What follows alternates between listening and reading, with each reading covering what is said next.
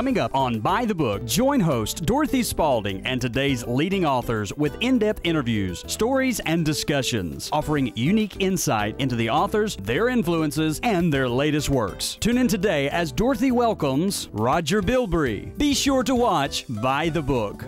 It's great. How did you do it? By the book. Where did you find that? Did you see By the Book? Yeah, it's a great show. By the book. New releases and authors? I thought it was a great read. I think I'm going to buy the book. It's the best. Did you get it? You should. Do it by the book. The best authors. New releases. Let's watch. By the Book.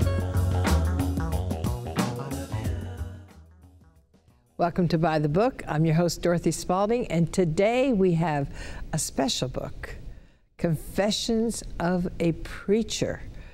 I'm telling you something, Confessions of a Preacher.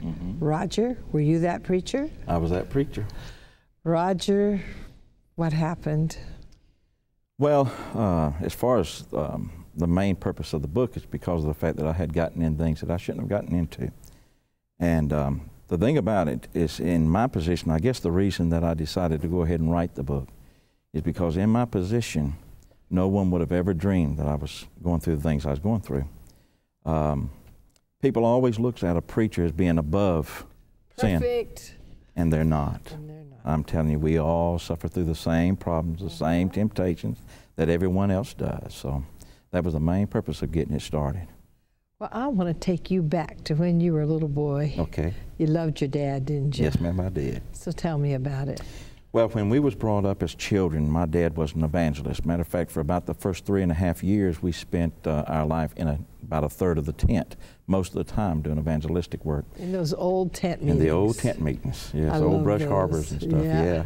And he was also, he worked with some of the big preachers back then. He'd helped A.E. Allen, different ones in the ministry. But mostly he went and evangelized himself, going out and doing evangelistic work. And we had seen so many miracles under his ministry.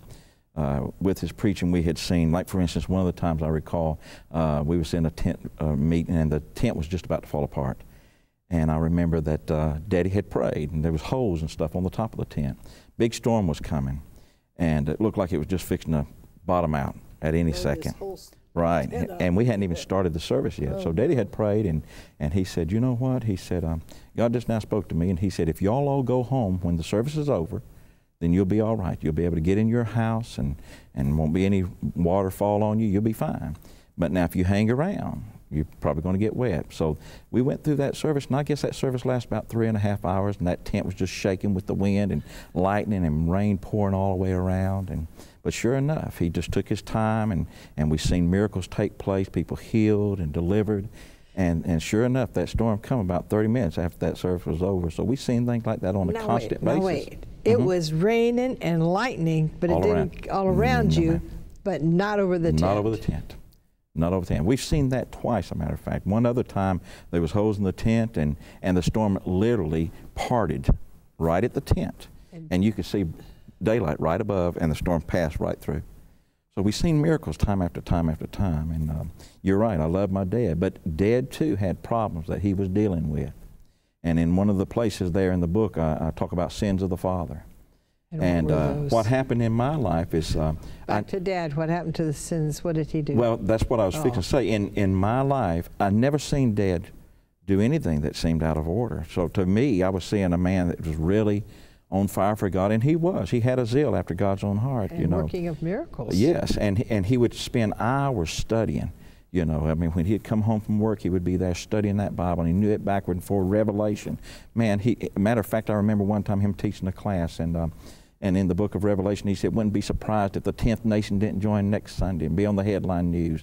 And sure enough, on Atlanta Journal-Constitution, that next Sunday morning was a 10th nation that would join, according to what they was thinking at the time, was the 10 nations that would join. Now they're believing that it's 10 segments of the world. But we've seen so many things like that, and yet when I was little, I was going through his car, and I found a pornographic magazine.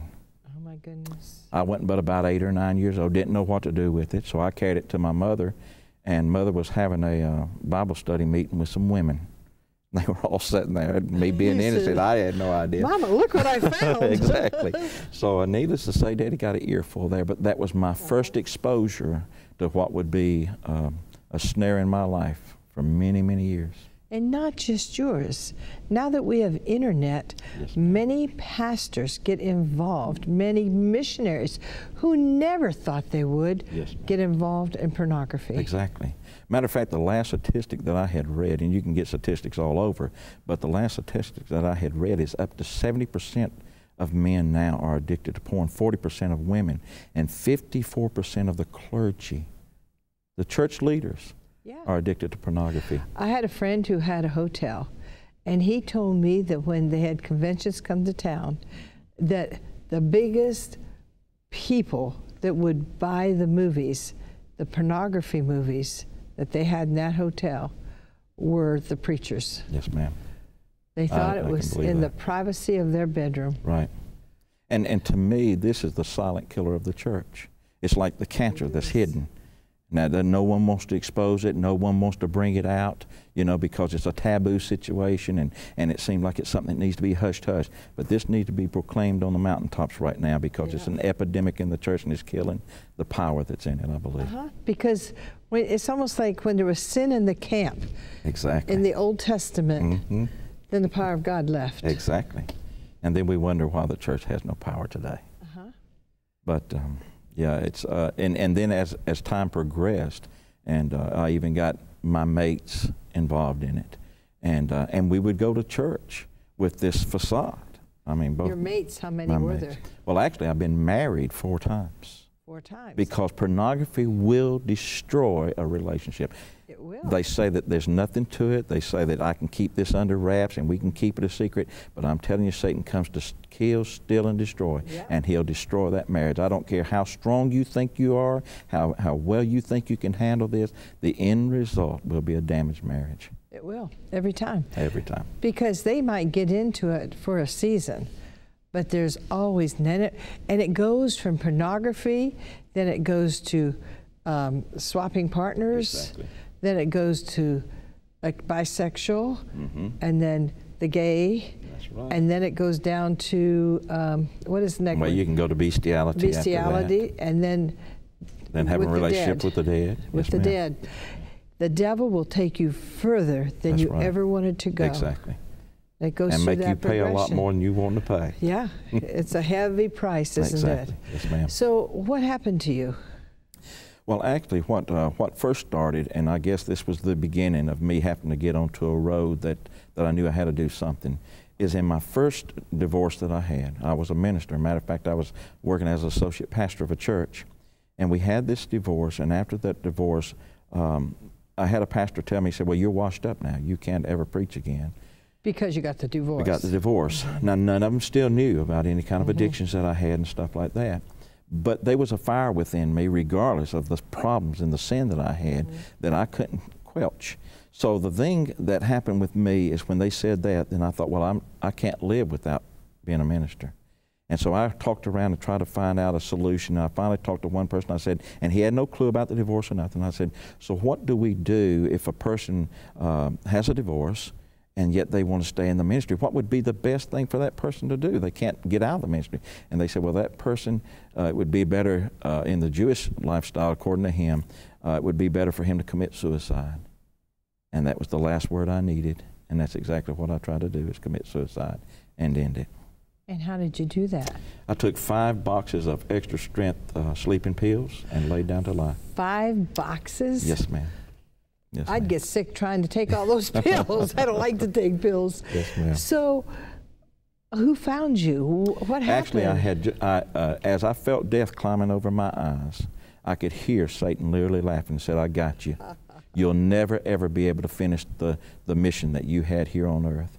And I had just enough strength to crawl to my dad's door and knock 1 time. Luckily, he heard it and opened the door and seen me collapse down on the floor. Wow.